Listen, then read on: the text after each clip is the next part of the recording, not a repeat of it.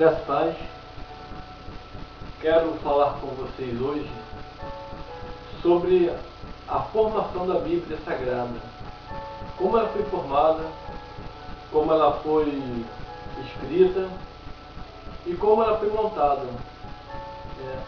Qual o motivo dos 66 livros que compõem a Bíblia? Por que ela foi criada desta forma? Ok? Às vezes você pode ter em sua casa uma Bíblia, mas você não sabe a forma em que ela foi escrita. A Bíblia Sagrada começou a ser escrita por volta de 1491 a.C., pelo profeta Moisés, no deserto do Sinai. Quais os materiais que faziam parte da Bíblia antiga? A Bíblia era dividida em rolos de papiro. Papiro era a polpa de uma planta aquática que era trançada e prensada e depois polida, e assim eles faziam uma folha tipo um papel. O material usado para a escrita era o carvão dissolvido em uma goma parecida com a goma arábica. E esse material era usado como tinta para escrever no papiro. Então Moisés escreveu basicamente 5 livros, são chamados de Pentateuco, que quer dizer os 5 livros da lei. Mas também acreditamos que o livro de Jó também é de autoria de Moisés. O livro de Jó é tão antigo quanto o livro de Gênesis, sendo que o período que trata o livro de Jó é um período pós-diluviano. Logo assim que Noé saiu da arca, sua família se multiplicou, ali que nós acreditamos que seja o período em que foi narrada a história de Jó, para logo posteriormente ser passado a Moisés para estar escrevendo e inserindo ele no conjunto de rolos que formavam as escrituras sagradas. Posteriormente, Esdras, o escriba, juntou os rolos e deu forma à Bíblia. Ele decidiu os rolos que fariam parte do cânon, que quer dizer unidade de medida, em que a Bíblia foi montada. Esse cânon é chamado por nós hoje de texto massorético, que é o texto da Bíblia em hebraico e uma pequena parte em aramaico, que esse texto também compôs o Velho Testamento. Então o Velho Testamento é chamado de texto massorético, que é o texto em hebraico com uma pequena porção em aramaico. Houve um período na história que chamamos de silêncio profético. Esse período data-se do último profeta, que foi Malaquias, até o período do Novo Testamento, onde veio Jesus Cristo. Esse último livro do Velho Testamento fica logo antes do Novo Testamento, que é o livro de Mateus. Então costumamos falar que do livro de Mateus, entre o livro de Mateus e o livro de Malaquias, há um período de 400 anos, onde Deus se calou e a humanidade ficou sem profeta para lhes transmitir a palavra de Deus. Nesse período de 400 anos, as pessoas daquele período foram morrendo, nascendo outras gerações, e o nome de Deus, o verdadeiro nome de Jeová, se perdeu. Nós só temos hoje, como lembrança do verdadeiro nome de Deus, o pentagrama, que são 5 letras hebraicas que formavam o nome de Deus. Mas por que isso? Porque o hebraico antigo não continha os sinais massoréticos. Os sinais massoréticos são os sinais que dão o som de vogal para o alfabeto hebraico. Então, só tendo a escrita em consoantes, não tinha a pronúncia vocálica, dos vogais para o nome Jeová. Então, as pessoas, o nome de Deus se perdeu. Mas o nome adotado hoje para chamarmos Deus, nós chamamos de Jeová, porque acrescentamos as vogais, os sons vocálicos da palavra Adonai ao pentagrama, que aí deu o nome de Yahvé ou Jeová. Você pode escolher como chamar de Yahvé ou Jeová.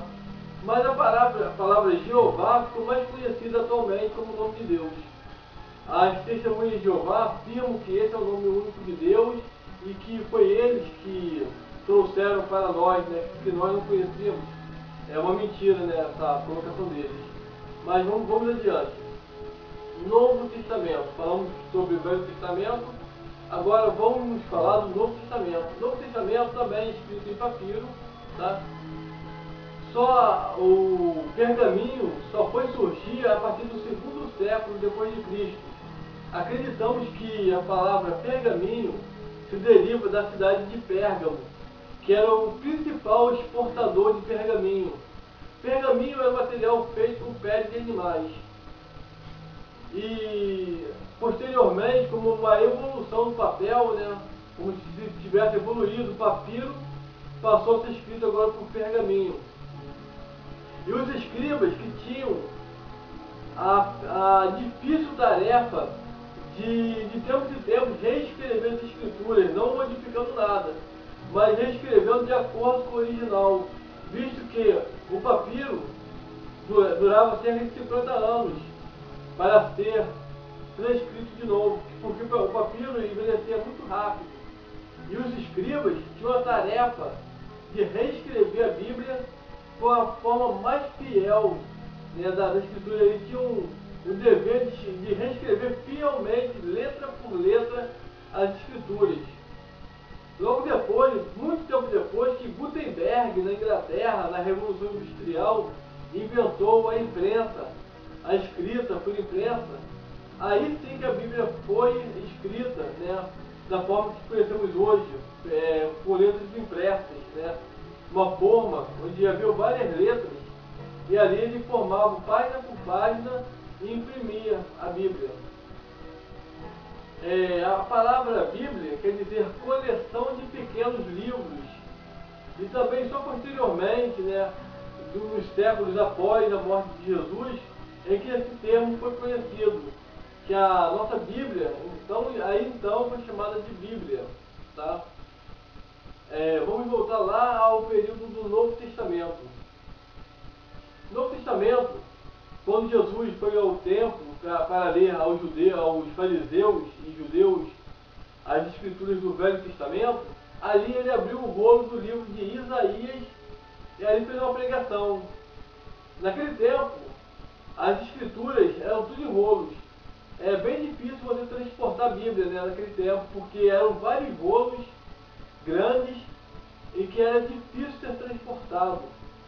No livro de Apocalipse, você verá lá que ela fala muito sobre rolos de livros. Por que ele fala sobre rolo e não fala sobre um livro como você conhece? Porque na época de João ainda eram rolos de papiro e posteriormente, como já falei, de pergaminhos. Então assim foi feita a Bíblia, com cerca de 40 escritores, 66 livros e 10 países diferentes onde moravam os seus escritores. Nem todos eram contemporâneos, né? A maioria deles viveram em lugares diferentes, a maioria deles não se conheceram. E mesmo assim a escritura bíblica se completa. O que um fala num trecho, o outro completa no outro, sem ao menos terem se conhecido. No caso, a maioria, porque os evangélicos, os textos dos evangelhos sinóticos, né, a maioria ali se conheciam e viveram em períodos iguais. Mas no Antigo Testamento, a maioria ali não se conheceu e viveram em períodos diferentes. Alguns foram contemporâneos, a maioria não. Então a Bíblia é um livro espetacular. Vale a pena você ler e estudar ele. Nele há conhecimentos milenares acerca de Jesus. E a Bíblia é o único livro em que as pessoas tiveram a ousadia de prever o futuro e ainda conseguiram acertar com exatidão cada previsão ali feita. Cada previsão que foi feita no Velho Testamento, que se cumpriu, foram cumpridas com total exatidão, mas ainda há outras por se cumprir. São as profecias apocalípticas que tem no livro de Daniel, alguns outros livros do Velho Testamento, e que estão no livro de Apocalipse, no Novo Testamento. Como se cumpriu as profecias acerca do Messias, nós podemos nos preparar que as profecias acerca dos tempos modernos, do Apocalipse, também se cumprirão. Muitas já se cumpriram e outras ainda se cumprirão. Então você esteja preparado, porque esse magnífico livro tem muito a acrescentar em sua vida. Eu irei colocar aí embaixo no rodapé do vídeo, ou embaixo aí nos comentários, alguns trechos que falam sobre essa maravilhosa leitura, sobre esse livro maravilhoso que é a Bíblia. E você irá ter a curiosidade de ler ele. E você ficará sabendo muito mais sobre ele, porque ele é o manual não só da vida do cristão, mas o manual da vida do ser humano.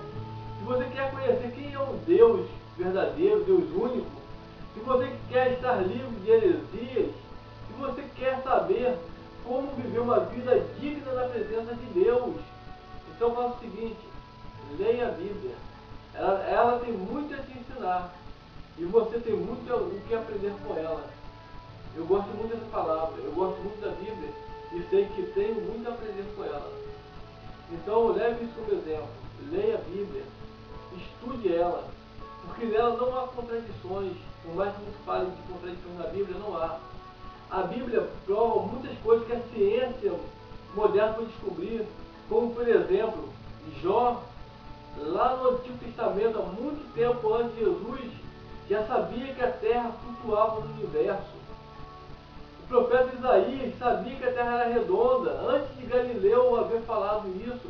Isaías já sabia séculos e séculos antes de Galileu falar isso. Se Galileu estudasse a Bíblia, não falaria que inventou, que descobriu que a Terra era redonda.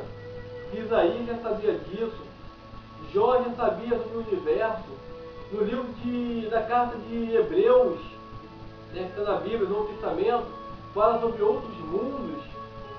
Então a Bíblia é um livro fantástico, que inexplicavelmente, ou melhor, somente explicando pelo Espírito Santo, que você pode entender que a Bíblia é um livro sagrado, um livro que não tem como explicar a forma que foi escrita, como aqueles homens sabiam dessas coisas surpreendentes.